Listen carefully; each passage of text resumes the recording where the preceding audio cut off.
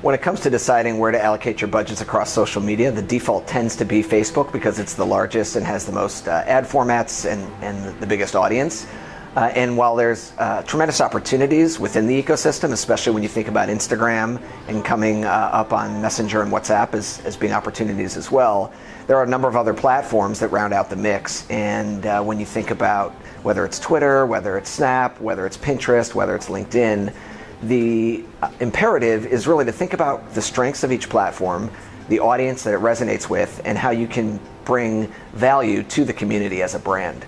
And when it comes to budgets, allocating to each platform based on your objectives, your goals, and looking at everything almost as a portfolio and understanding when I spend money, what do I get back? That's the best way to dictate budget allocation. In most cases, yes. There's tremendous scale that comes with Facebook, and on that basis it's become a go-to.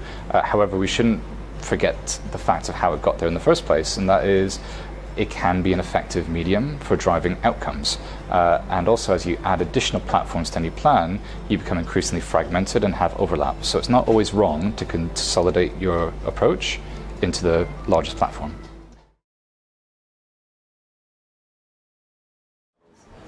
I think at this point, planners are definitely considering all the social platforms as part of the mix. In some ways, I even think that social is a misnomer.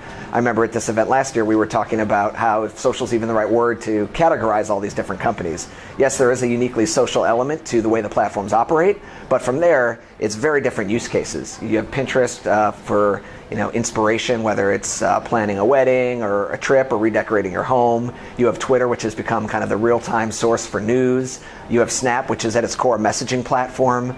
LinkedIn for business, and then Instagram for big, visual inspiration, and Facebook for kind of all the above. And when you think about each of those individual opportunities, you're able to put together a plan that is going to reach the right person at the right time with the right message. Yes. Cross-channel, both in the sense of across the social media landscape, but across broader digital and offline space as well. From my perspective, we're always looking at ranking channels and platforms within channels based on the expected return on the investment that we're driving for brands.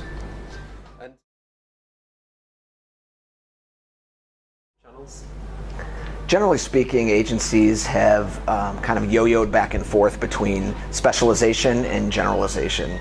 And I think the answer is somewhere in the middle, and you're starting to see agencies align around having specialists for individual channels, but then also taking a holistic view to a client and their campaign objectives. And the marriage of both those things leads to ultimately the most efficient and effective results.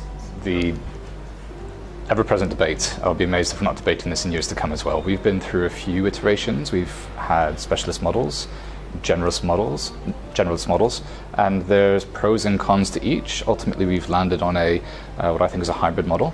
I'm sure we'll continue to iterate that for months to come. The fact of the matter is that there is a need for both specialists in platforms, where the platforms demand that, and there's also a need for an omni-channel view to measure overall effectiveness based on the total media strategy.